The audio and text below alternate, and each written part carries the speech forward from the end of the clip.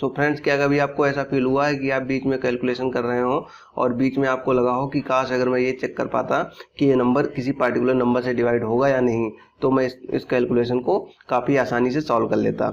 या कभी कभी कोई ऐसा क्वेश्चन आपको फंस गया है, वहाँ पर आपसे पूछ लिया हो कि भाई बताओ यहाँ पर ये नंबर इस नंबर से डिविजिबल होगा या नहीं होगा। या कभी कभी एग्जाम में डायरेक्टली पूछ लेता है कुछ इस तरह का क्वेश्चन दे करके, वो पूछता है कि भाई ये बताओ किस नंबर से डिविजिबल है, या यहाँ पर इसकी वैल्यू क्या होगी ये नंबर इस नंबर से डिवाइड हो जाए। सो फ्रेंड्स, आज हम लोग कुछ इसी टॉपिक के बारे में बात करेंगे। इस टॉपिक का नाम है divisibility. So friends, let's start. So friends, हम लोग सबसे पहले बात करेंगे डिविजिबिलिटी ऑफ वन की डिविजिबिलिटी हम लोग कभी चेक नहीं करते हैं, क्योंकि कोई भी नंबर हो वो हमेशा 1 से डिवाइड होता है। सो फ्रेंड्स, यहाँ पर 1 की जो डिविजिबिलिटी है ऑल नंबर डिवाइड करता है। अगर हम लोग 2 की डिविजिबिलिटी की बात करें तो हमारे पास जो भी नंबर होते हैं जिनके लास्ट में क्या होता है, जो लास्ट डिजिट होती है उसके लास्ट डिजिट में 0 होगा, या फिर जो लास्ट डिजिट होगी वो हमारी वहाँ पर इवन होगी। इवन नंबर्स क्या होते हैं ये आप सबको पता है, जो नंबर्स 2 से डिवाइड हो जाते हैं।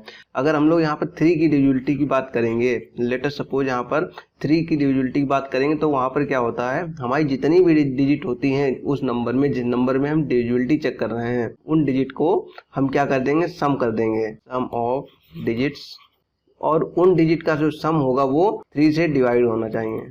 इन दैट केस क्या होगा हमारा फ्रेंड्स, वो नंबर 3 से डिवाइड होगा। अगर हम लोग 4 की डिविजिबिलिटी की बात करते हैं, 4 की डिविजिबिलिटी फ्रेंड्स जब भी हम लोग चेक करते हैं वहाँ पर देखते हैं लास्ट की 2 डिजिट होनी चाहिए, वो या तो 0 होनी चाहिए, या फिर लास्ट की जो 2 डिजिट हैं वो डिविजिबल बाई 4 होनी चाहिए। सिमिलरली फ्रेंड्स, अगर हम लोग 5 की डिविजिबिलिटी की बात करते हैं, 5 की डिविजिबिलिटी चेक करते टाइम हमें बस एक चीज़ याद रखनी होती है, कोई भी नंबर होता है वो उसकी जो लास्ट डिजिट मतलब जो यूनिट डिजिट होती है वो हमारी या तो 0 होगी या फिर 5 होगी। ऐसा कोई नंबर है देन इन दैट केस वो नंबर जो होगा 5 से डिवाइड हो जाएगा। सिमिलरली फ्रेंड्स, अगर हम लोग 6 की डिविजिबिलिटी की बात करें, कोई भी नंबर 6 से तब डिविजिबल होगा अगर वो नंबर क्या होगा, divisible by 2 and 3, by 2 and 3, 2 and 3 both से डिविजिबल होना चाहिए। देन इन दैट केस हमारा क्या होगा, वो नंबर 6 से डिविजिबल होगा। सिमिलरली अगर हम लोग 7 की बात करते हैं फ्रेंड्स, 7 की डिविजिबिलिटी अलग है, इसको हम लोग सेपरेटली पढ़ेंगे, काफ़ी ज़्यादा इंपॉर्टेंट है। और यहाँ पर 4, यहाँ पर जो 3 है, 3 की डिविजिबिलिटी सबसे ज़्यादा एग्जाम में पूछी गई है, 7 की पूछी गई है, और भी आगे आएंगे उनको मैं बताता रहूँगा। हम लोग अब चलते हैं 8 की डिविजिबिलिटी के ऊपर। जब भी हम लोग 8 की डिविजिबिलिटी की बात करते हैं फ्रेंड्स, उस केस में हम लोग क्या देखते हैं, हमारी जो लास्ट की जो 3 डिजिट्स होंगी वो हमारी क्या होनी चाहिए, या तो हमारी 0 होनी चाहिए या फिर हमारी क्या होनी चाहिए, डिविजिबल बाई 8।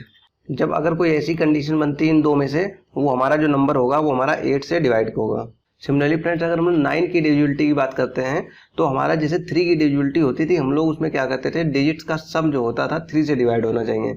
सिमिलरली इस केस में होगा, डिजिट्स का जो सम होगा वो हमारा 9 से डिवाइड होना चाहिए। इन दैट केस हमारा जो नंबर होगा वो हमारा 9 से डिवाइड हो जाएगा। सिमिलरली फ्रेंड्स, अगर हम लोग 10 की बात करें तो कोई भी नंबर है जो एंड होता है 0 से, वो हमारा नंबर डिविजिबल बाई 10 हो जाएगा। इन सारे एग्जाम्पल्स को हम आराम से बैठ करके अभी सॉल्व करेंगे एक एक क्वेश्चन को, ठीक है। तो आप लोग को टेंशन लेने की जरूरत नहीं है, वीडियो में आप लोग लास्ट तक बने रहिए, और आप लोग देखेंगे कि आप जब इस लेक्चर को ख़त्म करके जाएंगे तो आप एग्जाम में कोई भी क्वेश्चन आ जाए आप उसको बड़ी आसानी से कर पाएंगे। एग्जाम्स में क्वेश्चन काफ़ी इजी आते हैं और लेकिन कॉन्सेप्ट बेस्ड होते हैं। सो फ्रेंड्स, अब हमारे पास सबसे इंपॉर्टेंट केस है वो हमारा है डिविजिबिलिटी ऑफ 11। ये भी एग्जाम में सबसे ज़्यादा बार पूछा गया केस है, चाहे कोई भी एग्जाम हम लोग ले लेते हैं, चाहे हमारा एसएससी का एग्जाम हो, चाहे हमारा जेई का एग्जाम हो, या फिर हमारा ईएससी गेट, या फिर किसी भी गवर्नमेंट सर्विसेज एग्जाम में पूछा गया हो। सो फ्रेंड्स, अब हम लोग 11 की डिविजिबिलिटी की बात करते हैं। जब हम लोग 11 की डिविजिबिलिटी की बात करते हैं तो हम लोग क्या हमारा क्या होता था, कोई भी हमारी डिजिट होती थी, मान लिया हमारे पास ABCDEF, हमारे पास ये डिजिट है। अब इसमें हम देख रहे हैं हमारे पास 1 नंबर पे ये डिजिट है, 2 नंबर पे ये है, 3 पे ये है, 4 पे ये है, 5 पे ये है, और 6 पे ये है। सो फ्रेंड्स, अब हम लोग देखते हैं जो हमारी डिजिट जो है इवन प्लेस पे है उनका सम, और जो हमारी क्या है ऑड प्लेस पे है उसका सम। इन दोनों सम का जो डिफरेंस होना चाहिए, या तो यहाँ पे 0 होना चाहिए फ्रेंड्स, या फिर जो हमारा डिफरेंस है वो हमारा 11 से डिविजिबल होना चाहिए। इन दैट केस हमारा क्या होता है, वो नंबर 11 से डिविजिबल होता है। सो फ्रेंड्स हमें यहाँ पर एक चीज़ हमेशा याद रखनी होती है, जो हमारी इवन प्लेस डिजिट है उसका सम और ऑड प्लेस डिजिट है उसका सम, इन दोनों का जो डिफरेंस होता है वो हमें उसका मॉड लेना होता है, मतलब हमें पॉजिटिव वैल्यू लेनी होती है। सो फ्रेंड्स इसके बाद में हम लोग बात करते हैं 12 की डिविजिबिलिटी में। 12 की डिविजिबिलिटी में क्या होता है फ्रेंड्स, हमारा कोई भी नंबर है if it is divisible by 4 and 3, then in that case वो हमारा नंबर क्या होगा, वो 12 से डिविजिबल होगा।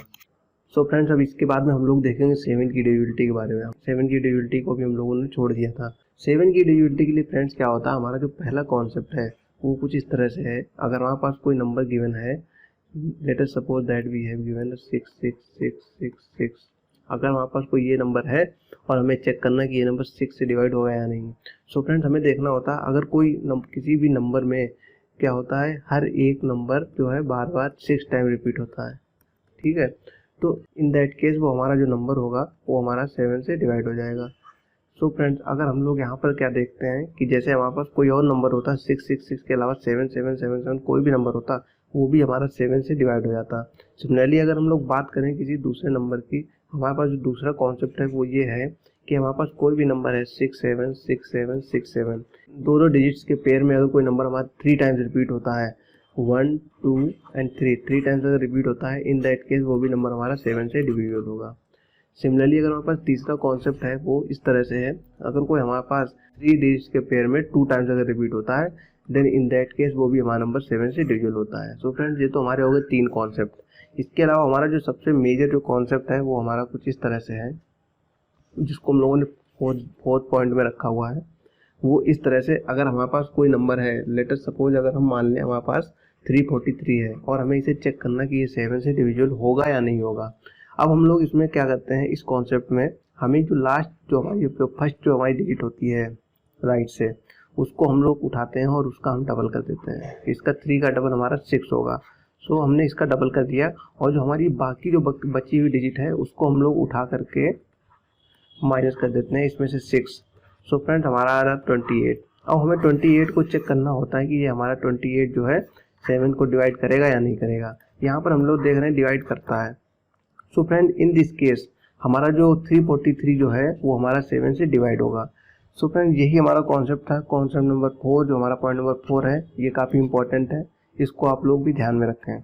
अभी तक हम लोगों ने देख लिया था कि पार्टिकुलर नंबर्स की क्या क्या डिविजिबिलिटी होती है और हम लोगों ने उनकी कंडीशंस के बारे में पढ़ लिया था। अब हम लोग क्या करेंगे, एक एक करके क्वेश्चंस को सॉल्व करने की जल्दी जल्दी कोशिश करेंगे और हम लोग देखेंगे कि किस तरह से क्वेश्चंस को पूछा जाता है। सो फ्रेंड्स हम लोग विदाउट टाइम वेस्ट किए हुए हम लोग सबसे पहले पहला क्वेश्चन उठाएंगे। जो हमारा पहला क्वेश्चन है वो कुछ इस तरह से है। फ्रेंड्स हम लोगों से बोलता है कि हमारे पास कोई इस तरह से नंबर गिवन है और हमसे बोलता है ए की वैल्यू क्या होगी कि वो नंबर क्या है 3 से डिवाइड हो जाए। सो इन दैट केस अब हमें क्या करना है, यहाँ पर 3 से डिविजिबिलिटी 3 से डिवाइड होने की जो कंडीशन थी, जो डिविजिबिलिटी की कंडीशन थी, वो हमें पता है। वो कंडीशन क्या थी फ्रेंड्स, जो हमारा डिजिट्स का जो सम होता था, वो हमारा 3 से डिविजिबल होता था। सो इन दिस केस अब हम लोग क्या करेंगे, इन डिजिट्स का हम लोग सम कर लेंगे। हमने यहाँ पर सम किया डिजिट्स का, वो हमारा क्या आया फ्रेंड निकल करके, वो हमारा आया 11 + a, और ये जो हमारा सम आया ये हमारा 3 से डिवाइड होना चाहिए एज पर द कंडीशन जो हम लोगों ने पिछले क्लास में पढ़ी। सो हमारा अगर हम ये नंबर 3 से कब डिविजिबल होगा फ्रेंड्स, अगर यहाँ पर a की वैल्यू जो हो 1 हो जाए तो ये टोटल ऊपर वाला जो टर्म है वो हमारा 12 हो जाएगा और हमारा ये पूरा टर्म और ये हमारा जो पूरा टर्म है वो हमारा 3 से डिविजिबल हो जाएगा 4 times. So friends in this case हमारी जो वैल्यू आ जाएगी a की हमारी 1 आ जाएगी। देखा कितना आसान था question. So friend let's come to the next question. So friend हमारे पास नेक्स्ट क्वेश्चन है वो कुछ इस तरह से है। वो हमारे पास ये नंबर गिवन है 5a3457 और हमसे पूछ रहा है कि a की वैल्यू हमें बता दो जिससे कि नंबर 11 से डिवाइड हो जाए। सो फ्रेंड्स यहाँ पर हम लोगों ने पिछली क्लास में कंडीशन देखी थी 11 की डिविजिबिलिटी की। वो क्या होती थी, वो कुछ इस तरह से होती थी, sum of digits at odd places minus sum of digits at even places. इसका जो मॉड होता था वो हमारा या तो 0 के बराबर होता था या फिर हमारा क्या होता था, डिविजिबल बाई 11 होता था। सो फ्रेंड्स अब हमें इसमें इन्हीं 2 कंडीशंस को चेक करना है। अब हम लोग किसी भी एक कंडीशन को सेटिस्फाई कर जाए तो हमारा क्या हो जाएगा, 11 से डिविजिबल हो जाता था। अब हम लोग यहाँ पर चेक करते हैं, हमारी जो ऑड प्लेस की डिजिट है वो हमारी क्या है, 7 है, 4 है, a है। अब हमें इन तीनों का सम निकालना, 7 + 4 + a यहाँ पर निकाल लेना है। और हमारा 5 है, 3 है और हमारा फिर से 5 है, ये हमारी है इवन प्लेस की डिजिट। सो फ्रेंड इस केस में हमारा क्या आ जाएगा, 5 + 3 + 5 आ जाएगा। अब हम इन दोनों को क्या करेंगे, चेक करके देखेंगे। यहाँ पर क्या आ जाता है 11 + a और यहाँ पर क्या आ जाता है हमारा 13 आ जाता है। तो फ्रेंड्स हम लोग यहाँ पर इसको डिफरेंस निकालेंगे तो हमारा क्या 0 के बराबर आना चाहिए। सो फ्रेंड्स अब हम लोग इसको सॉल्व करने की कोशिश करेंगे। इन दैट केस हम देखेंगे हमारी जो a की वैल्यू है फ्रेंड्स 2 के बराबर आ जाती है। सो फ्रेंड्स हमारी a की वैल्यू 2 हो जाएगी इस केस में। सो फ्रेंड्स सिमिलरली हमारे पास नेक्स्ट क्वेश्चन है वो कुछ इस तरह से है और हमसे पूछा गया है कि हमें a की वैल्यू बता दो भाई। a की वैल्यू क्या होगी कि ये नंबर हमारा 11 से डिविजिबल हो जाए। सो फ्रेंड्स हम लोग पिछले एग्जांपल की तरह हम लोग क्या करेंगे, ऑड प्लेसेस का सम और इवन प्लेसेस का जो सम होगा उन दोनों का डिफरेंस 11 से डिविजिबल होना चाहिए या फिर हमारा 0 के बराबर होना चाहिए। सो फ्रेंड्स हम लोग यहाँ पर क्या करते हैं, ऑड प्लेसेस का जो सम आ जाएगा 2a + 3 आ जाएगा और इवन प्लेसेस का जो सम आ जाएगा वो हमारा किसके बराबर आ जाएगा, वो हमारा आ जाएगा 6 + 8 + 7। ये हमारा यहाँ पर आता है, ये हमारा जो आता है 21 के बराबर और यहाँ पर है 2a + 3। इन दोनों का जो डिफरेंस होगा फ्रेंड्स वो हमारा 0 के बराबर आना चाहिए लेट अस सपोज। ठीक है, लेट अस सपोज यहाँ पर 0 के बराबर ही आता है। अब हम लोग यहाँ पर क्या करेंगे, 2a ये आ जाएगा हमारा 18 = 0। a की वैल्यू जब हम लोग इसे सॉल्व करेंगे वो हमारी 9 के बराबर आ जाएगी। सो फ्रेंड्स यहाँ पर जो दोनों a हैं, एक ये a है और दूसरा ये वाला a, इन दोनों a की जो वैल्यू होगी वो हमारी 9 के बराबर आ जाएगी। सो फ्रेंड्स हमारे पास नेक्स्ट एग्जांपल है, इसमें हमसे पूछता है कि हमें a की वैल्यू बता दो। सिमिलर टू हमारे पास प्रीवियस एग्जांपल की तरह है, इसमें भी हम लोग क्या करेंगे, ऑड प्लेस का जो डिजिट का जो सम होगा वो हमारा इवन प्लेस की डिजिट के सम से हम माइनस कर देंगे। वो हमारा 0 के बराबर आना चाहिए या फिर हमारा 11 से डिविजिबल होना चाहिए। सो फ्रेंड्स हम लोग यहाँ पर देखते हैं, ऑड प्लेस का जो सम होगा 1 + 3 हो जाएगा और इवन प्लेस का डिजिट होगा वो हमारा a + 8 हो जाएगा। इन दोनों का डिफरेंस जो होगा वो हमारा या तो 0 होना चाहिए या फिर हमारा 11 से डिविजिबल होना चाहिए। सो फ्रेंड्स हम लोग यहाँ पर क्या करेंगे, ऑड प्लेस की डिजिट का सम है उसको माइनस कर देंगे इवन प्लेस डिजिट की सम से। सो इन दिस केस हम लोग यहाँ पर देख रहे हैं हमारा जो सॉल्यूशन आएगा वो कुछ इस तरह से आएगा, -a - 4 = 0। अगर हम लोग 0 वाली कंडीशन को सेटिस्फाई कर रहे थे, लेकिन इस केस में हमारा क्या हुआ फ्रेंड्स, यहाँ पर इस तरह से a की वैल्यू तो हमारी आ रही होगी निगेटिव में अगर हम लोग इसको सॉल्व करेंगे। तो अब हम लोग को यहाँ पर पहली वाली कंडीशन को सेटिस्फाई नहीं करना। अब हम लोग को यहाँ पर इस केस में क्या करना है, दूसरी कंडीशन जो हमारी 11 से डिविजिबल वाली थी कंडीशन उसको हम लोग सेटिस्फाई करेंगे। कभी भी ऐसा होता है अगर a की वैल्यू या जो कोई भी आप वेरिएबल निकाल रहे हैं उसकी वैल्यू निगेटिव आती है, सो इन दैट केस आप लोग क्या करेंगे, सेकंड कंडीशन पर चले जाएंगे तुरंत। अब हम लोग यहाँ पर चेक करेंगे कि ये टर्म हमारा 11 से डिविजिबल होना चाहिए। इस कंडीशन को हम चेक करेंगे क्योंकि यहाँ पर वैल्यू a की निगेटिव आ रही थी। सो फ्रेंड्स यहाँ पर जब हम लोग यहाँ पर माइनस से मल्टीप्लाई कर लिया तो हमारा जो टर्म बन जाता है a + 4। अब a + 4 में हमें इस तरह से वैल्यू a की रखनी है कि ये हमारा a + 4 है, ये हमारा 11 से डिविजिबल हो जाए। अगर हम लोग a की वैल्यू 7 रख देते हैं देन 7 + 4 = 11 होता है जो खुद 11 से डिविजिबल होता है friends. So in this case जो हमारी a की वैल्यू आएगी वो हमारी 7 के बराबर आ जाएगी फ्रेंड्स।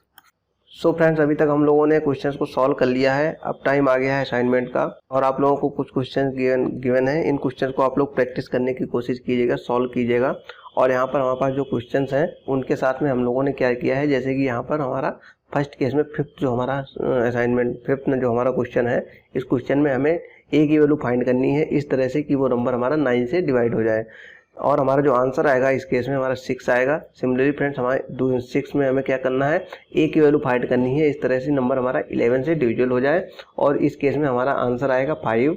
सिमिलरली अगर हम लोग 7 वाले केस की बात करें, इसमें भी हमें a की वैल्यू फाइंड करनी है लेकिन यहाँ पर डिविजिबिलिटी 8 से चेक करनी है। सो और इस केस में आंसर हमारा 0 आएगा। सिमिलरली फ्रेंड्स अगर हम लोग 8 वाले की बात करें, यहाँ पर हम लोग को क्या करना है, a की वैल्यू फिर से फाइंड करनी है और इस तरह से कि हमारा ये 4 से डिविजिबल हो और हमारा आंसर इस केस में 0 आएगा। सो फ्रेंड्स अगर आप लोगों को इन क्वेश्चन में कोई भी या पूरे टॉपिक में कहीं पर भी कोई दिक्कत होती है तो आप लोग कमेंट बॉक्स में कमेंट जरूर करिएगा, वहाँ पर आप लोगों को प्रॉपर आंसर मैं देने की कोशिश करूँगा। सो फ्रेंड्स, इसके साथ ही आप लोगों को मैं ये बता दूं कि अगर आप लोग और ज़्यादा क्वेश्चन को प्रैक्टिस करना चाहते हैं या फिर इन लेक्चर्स के आप थ्योरी नोट्स भी पढ़ना चाहते हैं या फिर अपने आप खुद के नोट्स बनाना चाहते हैं थ्योरी पढ़ने के बाद में, सो आप लोग हमारे ब्लॉग को एक्सेस कर लीजिए, जो कि जिसकी लिंक आप लोग को डिस्क्रिप्शन में मिल जाएगी और वहाँ पर जाकर के आप बहुत सारे क्वेश्चन को प्रैक्टिस भी कर सकते हैं। तो friends, this is Hitesh Rai, take care, bye bye.